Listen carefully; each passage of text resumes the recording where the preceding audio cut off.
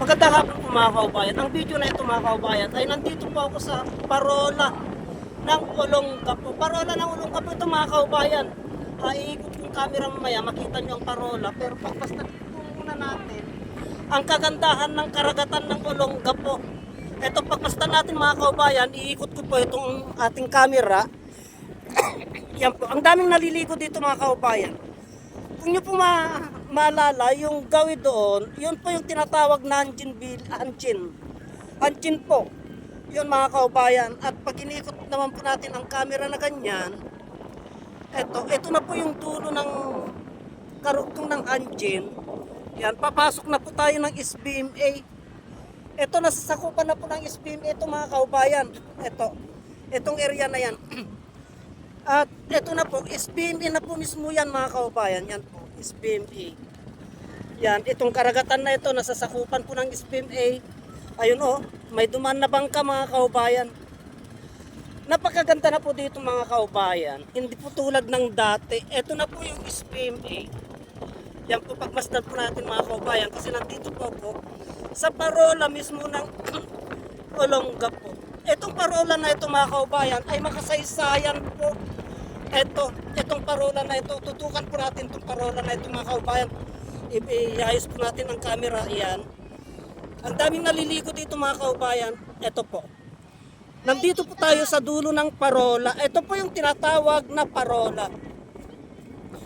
Kung nasa gitna ka ng karagatan mga kaubayan, yan.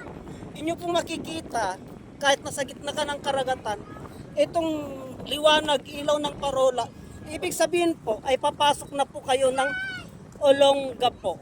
Yan po mga kaubayan. Pagmasdan po natin ang ganda ng parola ng Olongapo. Kaya lang, bawal po tayong umakyat doon. Yan. Kaya tingnan po natin mga kaubayan, iikot po natin itong camera para makita po natin ang kagandahan itong nasasakupan ng parola. Yan po mga kaubayan. Yan. Dito sa gilid ng parola, itong baba ng parola, ay karagatan na po yan mga kaubayan. Yan, oh. Karagatan na po yan. Ang dami na pong naliligo kasi nasubukan ko na pong naligo dyan nung mahal na araw. Ang daming tao mga kaubayan. Maganda po. Hindi pa po ganong ini-improve. Itong parola na ito, hindi po natin alam kung ano ang dahilan bakit hindi pa po ini-improve itong parola na ito, kasi pag in-improve po ito, isa ito sa mga sisikat na beach ng Olongapo, mga kaubayan. Kung nyo pong nakikita, itong aking kinaroroonan, itong kahoy na ito, kung nyo pong nakikita itong kahoy na ito, mga kaubayan, kamatsili po ito. Kamatsili. Itong kamatsili na ito, bonsai po ito mga kaubayan. No? Bonsai. Matanda na po ito. Siguro nasa mga 50 years na ito. Bonsai na ito. Malalaman po natin ang bonsai na kamatsili mga kaubayan. Pagmasdan po natin, no? Ganyan po ang bonsai na kamatsili. Ibig sabihin matanda na po itong kamatsili na ito. Sa mga hapon mga kaubayan, sa mga Koreano, sa mga hunters, pag nakakita po sila ng mga bonsai na ganito, ibig sabihin po mga kaubayan, ay may palatandaan po ng kayamanan. Itong bonsai na ito, yan po, palatandaan po ng kayamanan yung bonsai na yan mga kaubayan. Ito, kamatsili po.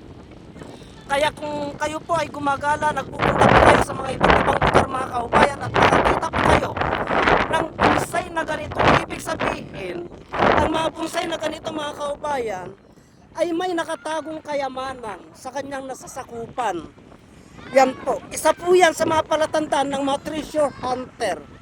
Itong mga bonsai na ito. Kaya kung ating pong babaybayin maigi mga kaubayan, itong aking kinaroroonan, ay ito, hindi natin malaman to mga kaubayan kung anong ibig sabihin ng dulo ng bato na ito. Lapitan po natin. Lapitan po natin mga kaubayan kung anong ibig sabihin ng dulo ng bato na ito. Kasi isa ito sa mga sinyalis. Isa ito sa mga sinyalis mga kaubayan ng mga kayamanan. May yung mga nakatagong kayamanan. Ito po, yan. Yan. Yung dulo na ito mga kaubayan, sa mga hunter, sa mga treasure hunter, yung dulo na ito ay yan po yung kinukuha nila na bukana ng kayamanan. Kasi may konti po tayong kaalaman tungkol dyan sa mga treasure hunter na yan mga kaubayan, dahil isa din po ako sa mga naglilid ng hunters, treasure hunter dito sa Olongapo nung araw. Kaya lang itinigil ko na po mga kaubayan at nag-vlogging na lamang po ako, nag-vlogger na lamang po ako. Yan po. Kaya kung ating pong titignan maigi itong bato na ito, kumukonekta po mga kaubayan doon sa tuktok ng parola. Ayan po, tignan po natin, oh, dumudugtong po sa tuktok ng parola. Ibig sabihin po, yung parola na yan, mga kaubayan, may tunnel po yan. Yan, tunnel po yan, mga kaubayan, yung parola na yan. Kung ating pong titignan, yan, may mga sinyalis po yan. Kung atin pong lalapitan, mga kaubayan, sa gilid ng parola na yan, may mga sinyalis po yan. Sinyalis na hindi po pangkaraniwan. Yung mga sinyalis na yan mga kaubayan ng parola, ayan po. Kaya yan po ang kasaysayan, yan po ang konting history ng parola na ito, parola ng Olongapo. Dati-dati mga kaubayan ay may parola din po doon sa gitna na yon. Kung nyo pong nakikita yung barko na yun, dati may isang parola pa doon eh.